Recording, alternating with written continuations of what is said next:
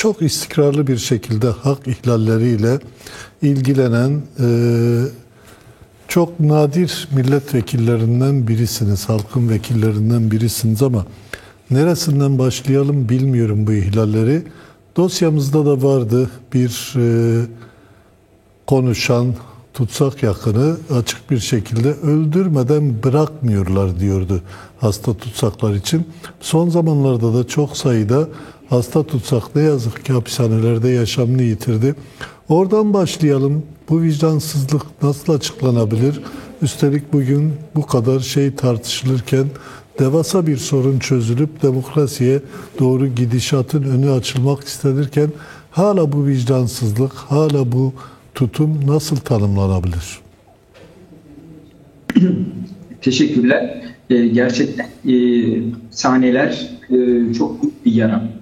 Şu anda bu konuya mutlaka eğilmek zorunda. Herkes, siyasetçiler, sivil toplum ve medya mensupları. Çünkü 302 bin kapasiteli cezaevlerinde 420 bine yakın insan var ve kalabalıklığı hiç kimse reddedemiyor. Hangi cezaevine gitsem idareciler evet çok kalabalık vekilim diyecek bir şeyimiz yok diyorlar. İnsanlar yerlerde yatıyor. Yani düşünün 120 bine yakın insan yerlerde yatıyor. Kimi yerlerde yatak bile verilmiyor. Battaniye al battaniyenin üstünde yat kardeşim. Ve hatta kimi yerde tuvaletin önünde yatıyor. Kimi yerde koğuş o kadar kalabalık ki işte gece insanlar lavabo ihtiyacı için kalktığında diğerlerinin üstüne basarak ancak ilerliyor. Yani genel biliyorsunuz hapishanelerde bir genel alanlar vardır. Ortak alanlar vardır. Oralara bile yataklar atılıyor. Orada insanlar yatıyor. İnsanlar bunalmış durumda gerçekten. Sayı çok yukarıda. Kadın bölümlerine bakıyoruz. Oralarda sıkıntı daha fazla oluyor. Çünkü kadınlar kimi zaman çocuklarıyla kalıyor. Yani erkeklere göre sorunlar daha fazla oluyor. Çok sıkıntılar yaşanıyor. Biz cezaevlerini ziyaret ediyoruz ve oradaki bu hali gördüğümüz zaman en öne çıkan sorun tabii bildiğiniz gibi sağlık sorunları.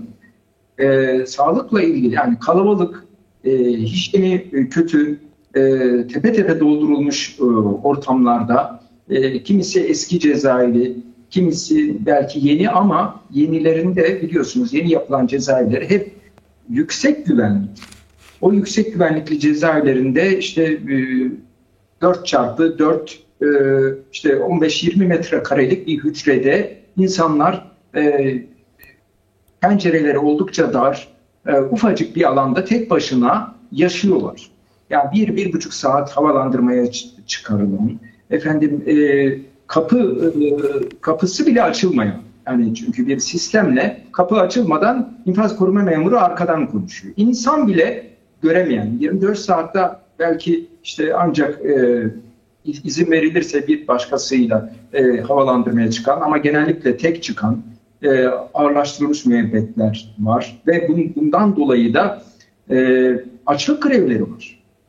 Ölüm oruçları var. Bakın iş çığırından çıkmış durumda. Şu anda 327. gününü bulan bir açlık grevi var. Ben gittim gördüm Bolu F tipi cezaevinde. Serkan Onur Yılmaz. Koyu yani tipi hapishanelere karşı değil mi? Koyu evet, tipi hapishanelere karşı.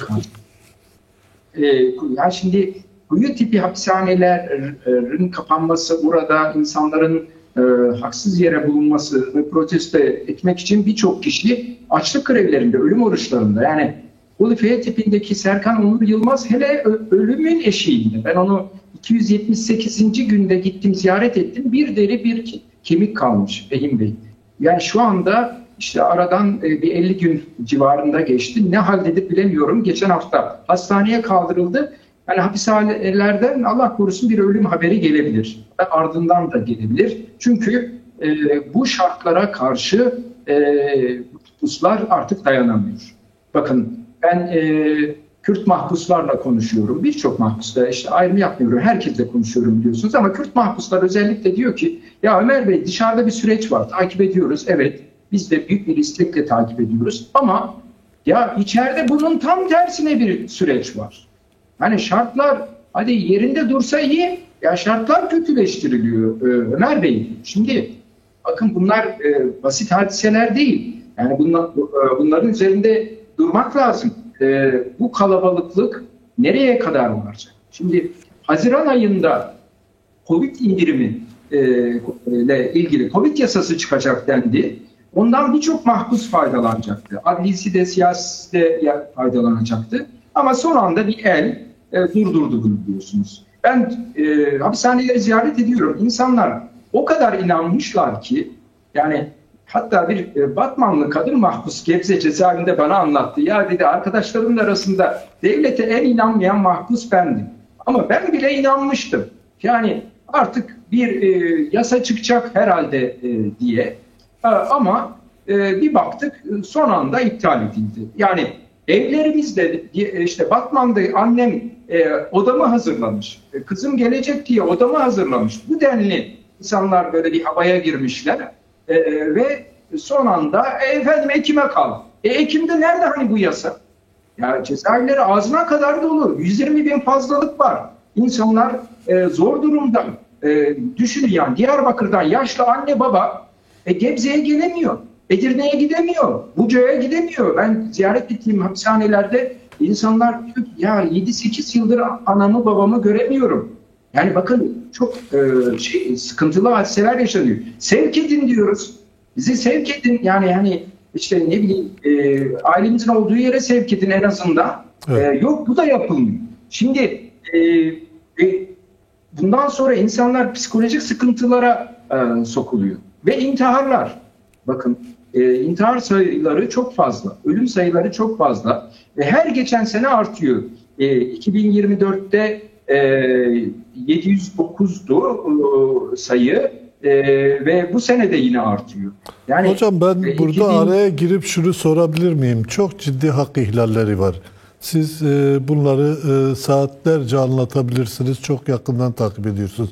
Ama şöyle de bir gerçeklik var. Bu hak ihlallerinin karşısında iktidarın bir şekliyle yapmadıklarını ona yaptırmak için etkili olması gereken siyaset, işte demokratik kitle kurumları vesaire filan da izlediğimizde sanki herkes kendi mahallesinden pencereye bakıyor. Yani ad vererek de olsa işte birileri Kürt mahkumları, birileri cemaat mahkumlardı. İşte son zamanlarda CHP'liler de daha çok kendi mahkumlarını öne çıkarıyor. Oysa hak ihlali kişinin görüşüne bağlı olmaksızın herkesin karşısında durması gereken bir şey.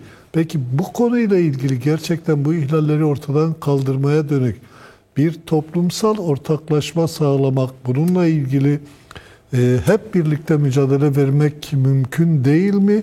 Neden mümkün olmuyor? Bu her gecikme aynı zamanda yaşam kaybını da beraberinde getiriyor. Yani hak ihlalleri artık direkt ölüme dönüşüyor. Her alanda hapishaneler başta olmak üzere. Buna karşı toplumsal mücadele nasıl büyütülür, ne yapılır? Tabii çok önemli dediğiniz. Çünkü adalet kelimesi aslında yani hani denir ya herkes için adalet. Herkes için adalet demeye bile gerek yok. Zaten adalet kelimesi herkesi kapsar. Yani adaletin anlamı zaten ayrımsızlık demektir.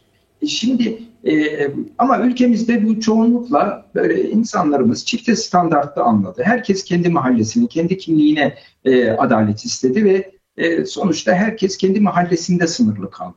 Biz cezaevlerinde dolaşıyoruz ve orada çok önemli öz eleştiriler duyuyoruz. İnanın ki ben bunları da çok değerli buluyorum ve bunların genişlemesi gerektiğini düşünüyorum. Yani mesela cemaatten mahpus bir mahpusu ziyaret ettiğim zaman yani orada o ki ortamda da az çok böyle Kürt mahpuslarla bir diyalog ister istemez oluyor. Ne kadar önemli öz eleştiriler verdiklerini görüyorum. Ve hatta adli mahpuslar, diğerleri, herkes orada adalet kavramına daha çok yaklaşıyor. Onu görüyoruz ama dışarıda o kadar değil. İlla insanların yani bu işi bir tatması gerekiyor. Adaletsizliği tatması gerekiyor. Zamanında işte Kürt meselesi varken birçok kişi Kürtleri anlamıyordu. Ya işte herhalde teröristler o yüzden devlet içeri atmıştır. Şimdi sonrasında işte diğer farklı gruplar birbirlerini anlamaya başladı. İşte en son şu an CHP'liler cezaevlerine giriyor. Onları ziyaret ettiğimizde onlar da çok önemli öz eleştirilerde bulunuyorlar. Şimdi illa bundan zarar görünce mi aklımız başımıza gelecek? Adaleti korumamız gerekiyor. Bağımsız yargıyı korumamız gerekiyor. Çok değerli, çok önemli. Onu da dışarıda maalesef fazla bir bilinç yok. İlla insanlar bu işten zarar görsün ki öyle bu konuda bir duyarlılık oluştursunlar.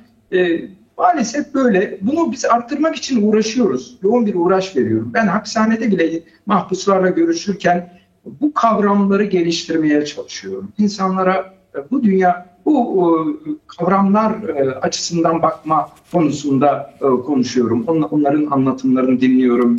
Yerine göre onları dışında, hapishaneler dışında bu konuyla ilgili girişimleriniz, görüşmeleriniz, yaklaşımlarınız var mı? Özellikle geri dönüşler nasıl? Tabii biz siyaset makamıyla da görüşüyoruz sürekli. Adalet Bakanlığı'na yoğun bir baskı yapıyoruz.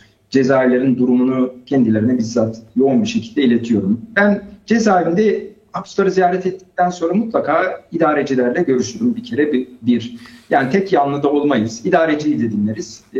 Mahpusu da ona göre bir açıklamada bulunuruz. Bunun dışında bakanlık yetkilileriyle mutlaka görüşüyorum. Tüm o cezaevlerindeki sorunlarla ilgili bakanlığa soru önergeleri veriyoruz. Sivil toplumdan yine görüştüğümüz insanlar oluyor. Mahpus yakınlarıyla görüşüyoruz. Mahpus yakınları tam bir dert yükü gerçekten. Neler duyuyoruz. Yani şimdi bakın öyle uygulamalar var ki mahpusu değil mahpus yakınını cezalandırıyor. Bu çok üzücü bir durum. Yani ya öyle veya böyle adil veya değil bir şekilde birisini cezalandırmışsın. Annesini, babasını, eşini, çoluk çocuğunu niye zor durumda bırakıyor? Az evvel bir cezaeviyle görüştüm. 5 aylık bir kadın cezaevinde Edirne'de, ailesi Diyarbakır'da halen yani sevk olmamış. Düşünün insanlar babayla konuştum. Ya çocuğumla birlikte Edirne'ye gideceğim diyor. 3 gün sürüyor gidip gelmek. Yani o kadar insanlar zorlanıyor ki gerçekten biz medya kuruluşlarına da yansıtıyoruz.